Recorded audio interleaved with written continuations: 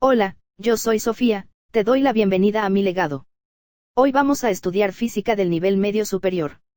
Responderemos preguntas de opción múltiple como las que vienen en exámenes de acreditación como el Ceneval, preparatoria abierta, o exámenes de admisión al nivel superior.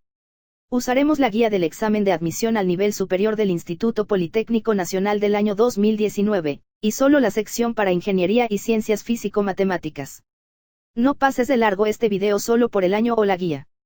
Considera que entre más ejemplos veas tendrás más experiencia. Toma en cuenta mis consejos. Al estudiar física, comprenderás mejor el tema si relacionas la teoría con las fórmulas. También relaciona las magnitudes con sus unidades. Hay dos tipos de preguntas. En algunas solo necesitas comprender la teoría para responderlas.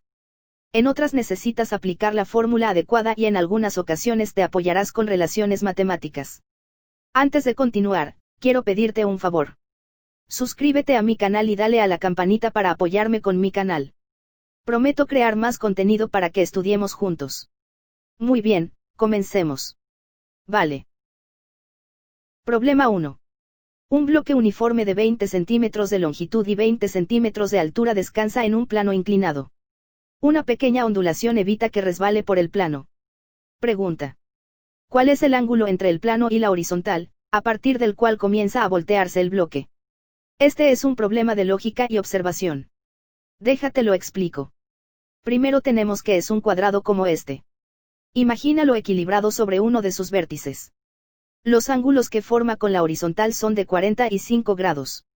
Si se inclinara solo un poco hacia alguno de los lados seguro caería. Entre las opciones tenemos 15, 30, 45 y 60 grados como se muestran en este dibujo usando escuadras. Si colocamos el cuadrito sobre cada uno de estos planos y recordamos que no puede resbalar, podemos darnos cuenta que en los ángulos de 15 y 30 grados, el cuadrito descansa tranquilamente. En el plano a 60 grados ya está cayendo o volteándose. Es en el ángulo de 45 grados donde comienza a voltearse el bloque. Problema 2. Para la situación mostrada en la figura, determinar T3, en kilogramos fuerza si el tablón es de masa despreciable. Este es un problema sobre la segunda condición de equilibrio. Equilibrio giratorio. El cuerpo no gira porque la suma de los momentos de torsión es cero. Para empezar a resolver este problema necesitamos establecer un punto sobre el cual analizamos los giros de nuestro sistema. La costumbre es usar el punto más a la izquierda de nuestro sistema porque así vemos de signo positivo todas las distancias medidas desde este punto. Y las fuerzas perpendiculares que van hacia arriba giran en sentido positivo, y las que van hacia abajo giran en sentido negativo según el sentido antihorario que se usa en geometría. Entonces, la suma de todos los momentos de torsión. Aquí tenemos 4 fuerzas. Las 3 fuerzas T. Y el peso W. La sumatoria de cada una de ellas multiplicada por la distancia al fulcro o pivote de apoyo. La fuerza T3 que buscamos está a la derecha. Y para nuestra conveniencia, las fuerzas 1 y 2 están sobre el punto A, de tal manera que sus distancias al punto A son 0 y podemos descartarlas porque su producto será 0. La ecuación queda así, con la fuerza T3 y el peso. Ahora sustituimos las literales por los valores que conocemos. Observa que la barra mide L y está dividida en dos partes, una mide 1/3 de la distancia y la otra son los 2/3 que faltan. La fuerza T3 no es perpendicular al brazo de palanca, forma un ángulo de 30 grados. Entonces la parte de la fuerza que es perpendicular al brazo de palanca es T3 por el seno de 30. Y está aplicada a una distancia L del fulcro. Como tira hacia arriba la consideramos positiva. A 1/3 de la barra está ubicado el peso W que es de 100 kilogramos. Como esta fuerza está dirigida hacia abajo la escribimos negativa. Entonces la ecuación queda. T3 por el seno de 30 grados por la distancia L, menos 100 kilogramos por L entre 3. Y todo esto es igual a 0. T3 es nuestra única incógnita y la que nos interesa. Así que vamos a despejarla. Esta L que está aquí arriba multiplicando y la que está aquí abajo dividiendo se pueden eliminar. Necesitamos el valor del seno de 30 grados. En otro video te enseñaré cómo obtener los valores de las funciones trigonométricas de los ángulos de 30, 45 y 60 grados. Así obtendremos que el seno de 30 grados es un medio. Este 2 que está aquí abajo dividiendo en el divisor pasa para arriba multiplicando en el numerador. Así que 100 por 2 es 200. Y este 3 se queda dividiendo. El resultado es 200 entre 3. Problema 3. Si un cuerpo es afectado por un movimiento uniforme y recorre 8 metros en 3 segundos. Pregunta. En 15 segundos, ¿cuántos metros recorrerá? Muy bien. Si el movimiento del cuerpo es uniforme, entonces recorre distancias iguales en tiempos iguales, viaja siempre a la misma velocidad. Su velocidad es 8 entre 3 metros por segundo. Para obtener la distancia recorrida en 15 segundos, despejamos la distancia. La distancia es igual a la velocidad por el tiempo. 8 tercios por 15. Es muy importante usar las fracciones y los factores. Podemos descomponer este 15 en un 3 por 5. Este 3 que multiplica y este 3 que divide se pueden eliminar. Queda solo multiplicar 8 por 5. La respuesta es 40 metros. Problema 4. Una piedra se dispara vertical hacia arriba y tarda un tiempo t en alcanzar una altura h. Calcular la velocidad media en el viaje de ida y regreso de la piedra. En este problema tenemos varios datos. La altura máxima que alcanza la piedra, entonces el doble de la altura es la distancia recorrida. T es el tiempo que tarda en alcanzar la altura máxima. Y tarda lo mismo en subir como en bajar, entonces el tiempo de vuelo es el doble de t. Y hay que recordar que todo lo que sube tiende a bajar, baja con la misma velocidad, pero en diferente sentido. La velocidad media es la media de la velocidad inicial más la velocidad final. En este caso ambas tienen el mismo valor pero diferente sentido, diferente signo. Es por esto que el resultado es 0. Aprovecharé esta oportunidad para explicarte algo. En este ejercicio únicamente usamos las velocidades inicial y final, y ni siquiera las mencionan en el texto.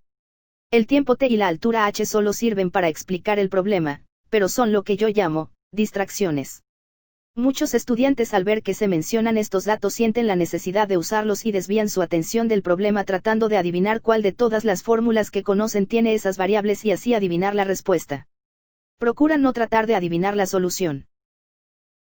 Problema 5. En este problema debemos de relacionar cada concepto con su definición. Es un caso solo de teoría. Empecemos.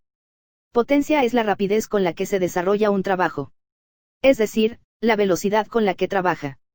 Por ejemplo, si tú tienes 2 bombas para subir agua a tu casa, la bomba que es más potente lo hará más rápido, en menos tiempo. La energía potencial es la que posee un cuerpo en virtud de su posición. Imagina tu teléfono móvil caer desde la palma de tu mano al suelo, puede que no le pase nada. Ahora imagina que tu teléfono móvil cae desde el balcón del segundo piso. Entre mayor sea la altura hay más daño porque hay más energía potencial. Esta es todo un clásico. La ley de la conservación de la energía. La energía no se crea ni se destruye, solo se transforma. Y por último, la conservación del movimiento. Si 2 cuerpos colisionan, es decir, chocan. La cantidad de movimiento total, antes de la colisión es igual a la cantidad de movimiento total después de ella. Imagina 2 canicas de vidrio.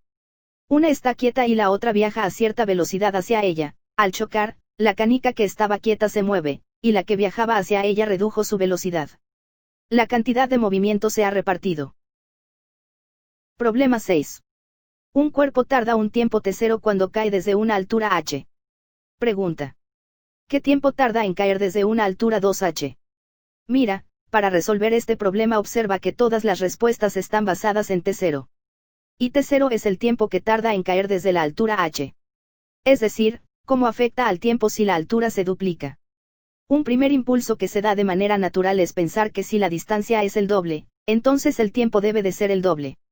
Eso sería correcto si fuera un movimiento rectilíneo uniforme. Pero no es así.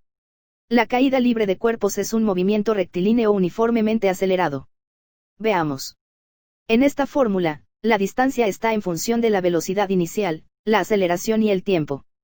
Si es caída libre, entonces no tiene velocidad inicial, al eliminar este término queda así. Si despejamos el tiempo, obtenemos la fórmula para el tiempo en función de la distancia recorrida y la aceleración. En este caso el tiempo es t0, la distancia recorrida es la altura y la aceleración es la gravedad.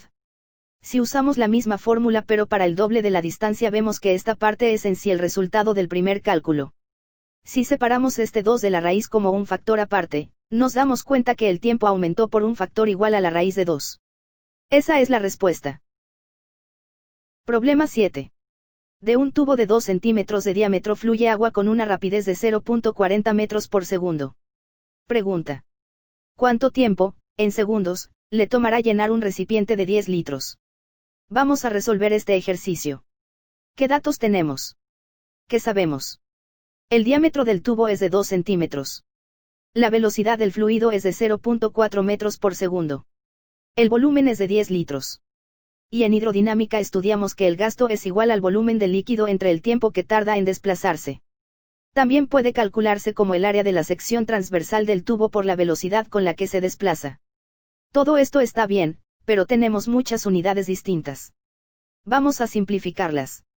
La unidad más pequeña que tenemos es el centímetro, así que las reduciré a centímetros. Recuerdo que mi abuelo me explicaba cómo saber cuántos litros había en una cisterna. Decía que cada decímetro cúbico era igual a 1 litro. Un decímetro cúbico es un cubo cuyo lado mide 10 centímetros. Entonces un decímetro cúbico es igual a 10 por 10 por 10 centímetros, es decir, 1000 centímetros cúbicos. Entonces, el diámetro es de 2 centímetros. Por lo tanto el radio es de 1 centímetro. La velocidad es de 0.40 metros por segundo. Es decir, 40 centímetros por segundo. Y el volumen es de 10 litros, que es igual a 10 decímetros cúbicos, es decir, 10.000 centímetros cúbicos. La clave para resolver este problema está en la fórmula del volumen de un cilindro. Imagina el tubo con un cilindro largo y delgado. El volumen de un cilindro es igual al área de la base circular por la altura. Es decir, pi, por radio al cuadrado, por altura. La altura del cilindro corresponde con la velocidad del líquido y el tiempo. Si velocidad es igual a distancia entre tiempo, entonces, la distancia es igual a la velocidad por el tiempo. Sustituimos la altura por la distancia, es decir, por la distancia por el tiempo. De esta fórmula tenemos todos los datos y podemos despejar el tiempo. Ahora podemos sustituir las variables. Un volumen de 10.000 centímetros cúbicos. Un radio de 1 centímetro. Y una velocidad de 40 centímetros por segundo. Aquí es cuando me dices: ¿cómo vamos a hacer esa cuenta sin calculadora? Mira. 1 al cuadrado es 1. Y 1 por 40 es 40. Tenemos entonces 10.000 entre 40 pi. A estos 10.000 entre 40 podemos quitarle una potencia de 10 y queda 1000 entre 4. 1000 entre 4 es 250. Nos queda por último dividir 250 entre pi. Pero no te están pidiendo que hagas la división, tienes opciones. Fíjate, si dividieras 240 entre 3 daría 80. Entonces 250 entre 3.14 te daría más o menos 80. La respuesta que más se aproxima es la opción B. Problema 8. Pregunta de teoría. Hay que relacionar la definición con su expresión matemática.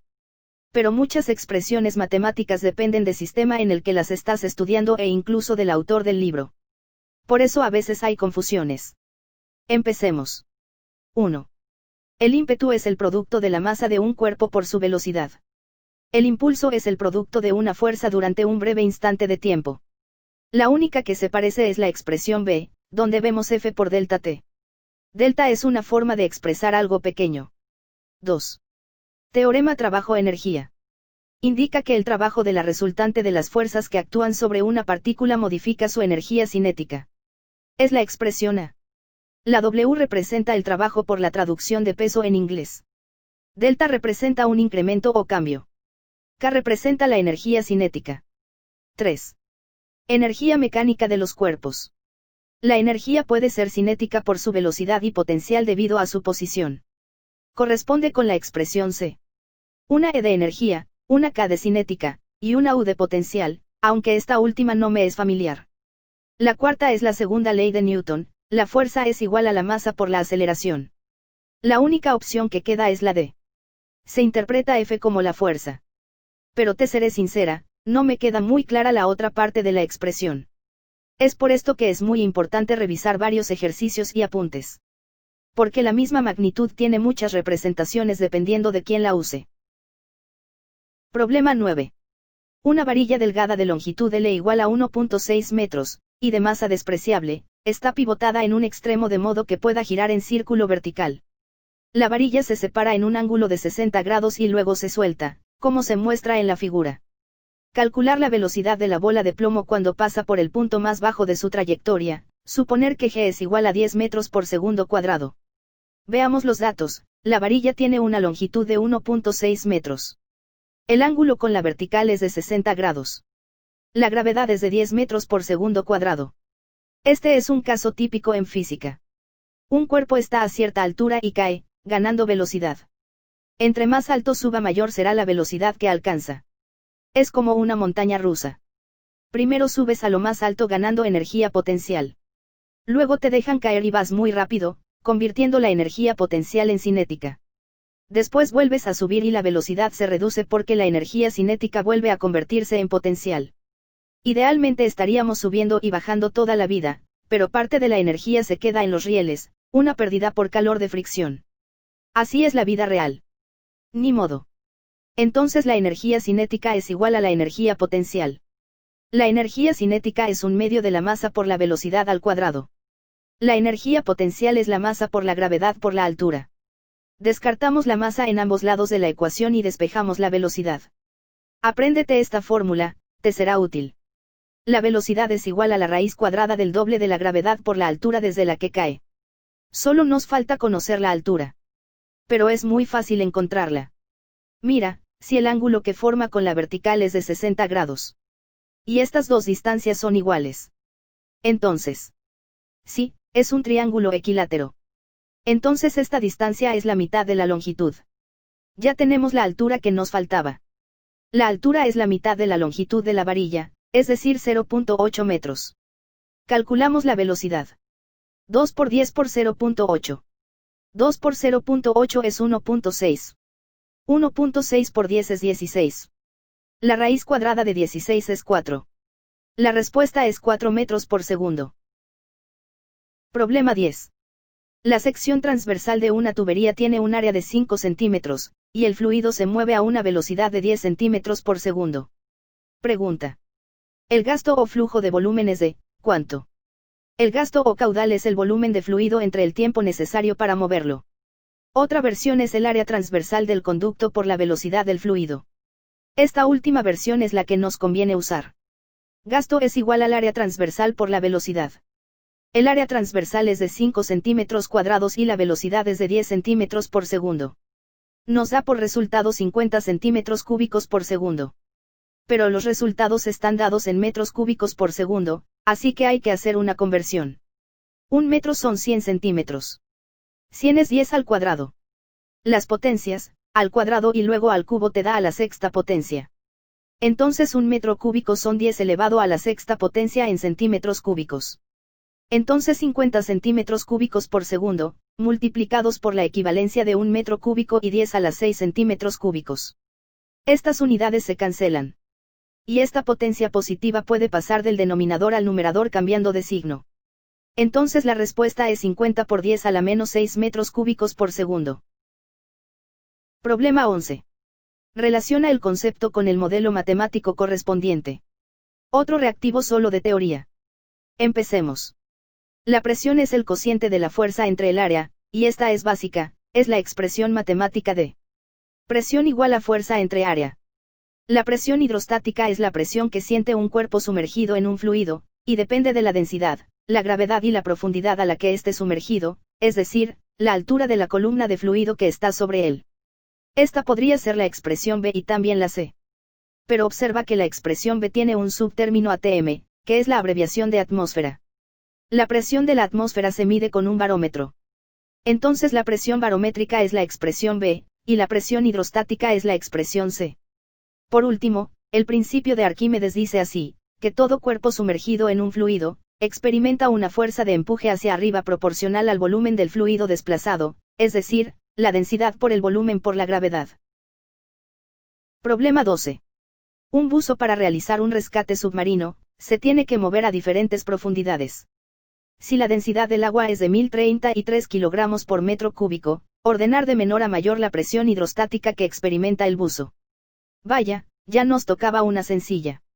Mira, la presión hidrostática varía con la profundidad a la que se encuentra sumergido. Entre más profundo mayor presión, porque la columna de agua encima es mayor. Es por esta razón que si has buceado, sientes un zumbido en los oídos cuando te empiezas a sumergir más. Bueno, entonces a mayor profundidad es mayor presión. Y como debemos ordenarlos de menor a mayor, quedan así, 35, 40, 50 y 60 metros. como en la opción C. Problema 13. Si un motor trabaja al 50% de su eficiencia máxima, y el motor opera entre las temperaturas de 500 grados Kelvin y 200 grados Kelvin, determina el trabajo que realiza en cada ciclo si se absorben 1200 Joule de calor. Aquí vamos a aplicar un formulazo. La eficiencia máxima es 1 menos el cociente de la temperatura de salida y la de entrada. Un dato importante que debes de recordar es que la temperatura de salida siempre es menor que la de entrada. Sustituimos los valores. Simplificamos. 200 entre 500 es 2 quintos, 2 quintos es 0.4, y 1 menos 0.4 es 0.6. Ahora bien, si la eficiencia real es el 50% o sea la mitad, entonces la mitad de 0.6 es 0.3. Para terminar. 0.3 por 1200 joules son 360. Problema 14. Recordando que la magnitud del campo eléctrico E, generado por una carga puntual Q, a una distancia R, de una carga está dada por E, por K, por Q, entre R, al cuadrado. Determinar el campo eléctrico, en newtons sobre coulomb, en un punto a 0.20 centímetros de una carga de 4 microcoulomb. Recordar que la constante K, es de 9 por 10 a la 9 newton metro cuadrado sobre coulomb al cuadrado. Muy bien. El campo eléctrico es igual a la constante por la carga entre el cuadrado de la distancia que la separa. Pero la distancia está dada en centímetros. 0.2 centímetros serían 2 milímetros, es decir, 2 por 10 a la menos 3 metros. Sustituimos en la fórmula. La constante. La carga. La distancia. Ahora las operaciones, sin calculadora. 2 al cuadrado es 4, este 4 y este otro se cancelan. Menos 3 al cuadrado es menos 6, y este menos 6 con este otro también se cancelan. Lo único que queda es esto. La respuesta es 9 por 10 a la 9 metros por coulomb. Problema 15. Una carga de menos 3 microcoulomb está situada a 0.1 metros de otra carga de más 3 microcoulomb. Determinar la fuerza entre las dos cargas, si la constante K, es de 9 por 10 a la 9 newton metro cuadrado sobre coulomb al cuadrado. Una fácil que se resuelve por formulazo. La fuerza es igual al producto de la constante por las cargas entre el cuadrado de la distancia. Solo sustituimos los valores. La constante. Una carga. La otra carga. La distancia que la separa, eso sí, en notación científica. Ahora las operaciones. Más por más es menos. 9 por 3 es 81. Las potencias 10 a la menos 1 y luego al cuadrado, es un menos 2 que pasa arriba como un 2 positivo. Entonces las potencias de 10 son 9, menos 6, más 2, o sea menos 1. 81 por 10 a la menos 1, recorremos el punto decimal un lugar a la izquierda, es menos 8.1. Entonces la respuesta es la opción A, porque el signo negativo es porque es una fuerza de atracción. Si fuera positiva sería una fuerza de repulsión. Problema 16. Calcular la intensidad del campo eléctrico a una distancia de 100 centímetros de una carga de 2 microcoulomb, expresando en newtons sobre coulomb. Utilizar la constante K, es de 9 por 10 a la 9 newton metro cuadrado sobre coulomb al cuadrado. Observa muy bien que todas las respuestas son 18 por una potencia de 10. Otro consejo. Lee muy bien las preguntas, observa los datos, y fíjate en las opciones de respuesta. Muchas veces son una pista para resolver el problema. Continuemos. Apliquemos el formulazo. Sape, pero antes tenemos que convertir estos 100 centímetros en un metro. Ahora sí el formulazo. Sustituimos la constante, la carga, y la distancia. Operaciones. 9 por 2 es 18. 18 entre 1 sigue siendo 18. Ahí está el 18 de la respuesta. Ahora la potencia de 10. Aquí no hay potencia de 10. Entonces este 9 y este menos 6 da 3. La respuesta es la opción A. Problema 17. Por una resistencia de 50 ohm de una plancha eléctrica, circula una corriente de 1 ampere, al estar conectada a una diferencia de potencial de 120 volt, determinar la cantidad de calor que produce en un minuto. En calorías. A ver. El calor es igual a 0.24 por la energía, y la energía es igual a la potencia por el tiempo, por último la potencia es igual al voltaje por la corriente. Reemplazando todas las variables tenemos que la cantidad de calor es igual a 0.24 por el voltaje, la corriente y el tiempo. Ahora sustituimos los valores. 0.24 por 120 volt, por 1 ampere, por 60 segundos. Casi caigo y lo pongo en minutos. Espera, el resultado es 1728 calorías. No entiendo. En este caso no me da ninguna de las opciones. Cuando te encuentres con un caso así durante el examen no pierdas mucho tiempo tratando de resolverlo. Recuerda que no tienes mucho tiempo para contestar el examen. Si conoces el tema podrás responder rápido. Si dudas déjalo para el final. Y si tienes tiempo podrás regresar e intentarlo de nuevo. Problema 18. Existe un solenoide con inductancia L. Con sección transversal de área A. Longitud X. Número de vueltas N. Y su núcleo tiene una permeabilidad magnética μ. Relacionar las modificaciones con el resultado producido sobre él. Para poder responder esta pregunta necesitamos la fórmula de la inductancia. Muy bien, aquí la tenemos. Vamos a empezar. 1. Se incrementa al doble el número de espires. Si ponemos un 2 aquí, y se eleva al cuadrado, tenemos por resultado un 4, entonces el resultado se cuadriplica, bueno, aumenta al cuádruple. 2. Se incrementa el triple la permeabilidad magnética. Entonces, si ponemos un 3 aquí, el resultado se triplica, quiero decir que aumenta al triple. 3. Se disminuye a la mitad la longitud únicamente. Ponemos un medio aquí. Este 2 que está dividiendo en el divisor lo movemos multiplicando al numerador. Entonces es un 2. El resultado aumenta al doble. 4. Para comprobar. Se disminuye a la mitad el área de la sección transversal. Ponemos aquí un medio. Bueno, ya no hay dudas, es la mitad del resultado. La respuesta es la opción A. Problema 19. Para el circuito mostrado, determinar la resistencia equivalente vista desde la fuente. En este problema tenemos que simplificar el circuito. No es tan difícil. Mira, aquí hay dos nodos. Estos dos. Visto desde la fuente tenemos estas tres líneas de conducción. Una con la resistencia 3 y la resistencia 4. Otra con la resistencia 2. Y la última con la resistencia 1. Las tres líneas están conectadas en paralelo. Entonces la resistencia total es el inverso, de la suma de los inversos. El inverso de la resistencia 1. El inverso de la resistencia 2. Y el inverso de la suma de las resistencias 3 y 4. Porque las resistencias en serie se suman. Para sumar estas fracciones necesitamos un múltiplo en común, y lo más sencillo es multiplicar los tres denominadores. Y para los denominadores hacemos esto. Entre este, se descarta R1. Por 1. Queda R2 por la suma. Entre este, se descarta R2. Por 1. Queda R1 por la suma. Por último. Entre este, se descarta R3 más R4. Por 1, queda el producto de R1 por R2. Este inverso podemos escribirlo así, el inverso de la fracción que tenemos en el denominador. Mira, estos dos términos tienen en común la suma. Podemos factorizarla y queda así. Igualita a la opción C. Problema 20. Relacionar los conceptos con la expresión matemática correspondiente. Muy bien, para terminar este video tenemos una pregunta de teoría. Pero no está tan sencilla, muchos términos de electricidad se parecen y pueden confundirse fácilmente. Pero haremos juntos el mejor esfuerzo.